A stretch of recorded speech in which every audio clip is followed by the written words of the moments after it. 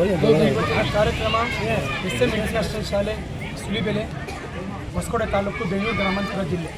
ಈ ಒಂದು ಶಾಲೆಯಲ್ಲಿ ಇವತ್ತು 3ನೇ ಕ್ರೀಡಾ ಮಹೋತ್ಸವವನ್ನು ಆಯೋಜನೆ ಮಾಡ್ಕೊಂಡಿದ್ದೀವಿ. ಈ ಒಂದು ಕಾರ್ಯಕ್ರಮಕ್ಕೆ ಮುಖ್ಯ ಅತಿಥಿಗಳಾಗಿ ಜನಾರ್ದನ್ ರೆಡ್ಡಿ ಸುಲಿಬೆಲೆಯ ಚೇರ್ಪರ್ಸನ್ ಆಗಿರ್ತಕ್ಕಂಥವ್ರು ಬಂದಿದ್ದರು. ಡ್ಯಾನ್ಸರ್ ಸಮೇತ ಅವ್ರಿಗೆ ಬರಮಾಡಿಕೊಳ್ಳಲಾಯಿತು. ಜೊತೆಗೆ DSP ಆಗಿದ್ದ ರಮೇಶಪ್ಪ ಸರ್ ಬೆಂಗಳೂರು ಗ್ರಾಮಾಂತರ ಜಿಲ್ಲೆ ಹಾಗೂ BO ಪದ್ಮನಾಭನ್ ಸರ್ ಕೂಡ ನಾವು ಆಹ್ವಾನ ಕೊಟ್ಟಿದ್ವಿ. ಕಾರಣಾಂತರದಿಂದ ಅವರು ವಿಸಿಟನ್ನು ಕೊಟ್ಟು ಹೋಗಿರ್ತಾರೆ. ಹಾಗೂ ಹೊಸಕೋಟೆ ತಾಲೂಕಿನ TP ಆದಂತಹ ಜಗದೀಶ್ ಸರ್ ಹಾಗೂ ರಿಟೈರ್ಡ್ ಆಗಿರ್ತಕ್ಕಂತಹ ರಂಗನಾಥ್ ಸರ್, ರಾಘವನ್ ಸರ್ ಕೂಡ ಆಗಮಿಸಿದರು. ಜೊತೆಗೆ ಬೆಳಗ್ಗೆ 9 ಗಂಟೆಗೆ ನಾವು ಕಾರ್ಯಕ್ರಮ ಪ್ರಾರಂಭ ಮಾಡಿದ್ವಿ. LKG, UKG, first standard, second standard ಇದನ್ನು ಮುಗಿಸಿ 11 ಗಂಟೆಗೆ ಕಾರ್ಯಕ್ರಮ ಸ್ಟಾಪ್ ಮಾಡಿ ಪುನಃ ವೇದಿಕೆಯ ಸಮಾರಂಭವನ್ನು ಪ್ರಾರಂಭ ಮಾಡಿ 2 ಗಂಟೆ ಈ ಕಾರ್ಯಕ್ರಮ ನಡೆದು ಅದರ ಅಧ್ಯಕ್ಷತೆಯನ್ನು ಜನಾರ್ದನ್ ರೆಡ್ಡಿ ಅವರು ವಹಿಸ್ಕೊಂಡಿರ್ತಾರೆ.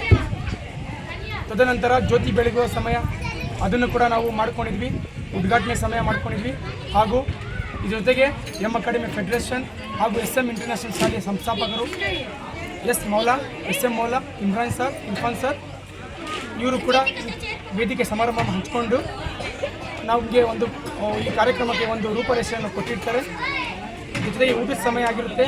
ಊಟದ ಸಮಯ ಆಗಿದ ತಕ್ಷಣ ಮಕ್ಕಳಿಗೆ ಕ್ರಿಕೆಟ್ ಹಾಗೂ ವಾಲಿಬಾಲ್ ತುಂಬ ಅಚ್ಚುಕಟ್ಟಾಗಿ ನಡೆಸಿಕೊಟ್ಟು ಪ್ರಥಮ ಹಾಗೂ ದ್ವಿತೀಯ ಸ್ಥಾನವನ್ನು ಮಕ್ಕಳು ಕೂಡ ಪಡೆದುಕೊಂಡಿರ್ತಾರೆ. ಒಂದು ಉದ್ದೇಶ ಏನಂದರೆ, ನಮ್ಮ ಇಡೀ ಶಾಲೆಯ ಉದ್ದೇಶ ಏನಂದರೆ, ಮಕ್ಕಳು ಅತಿ ಹೆಚ್ಚು ನಾವು ಎಜುಕೇಷನ್ ಕಡೆ ಗಮನ ಕೊಡ್ತಾ ಇದ್ವಿ.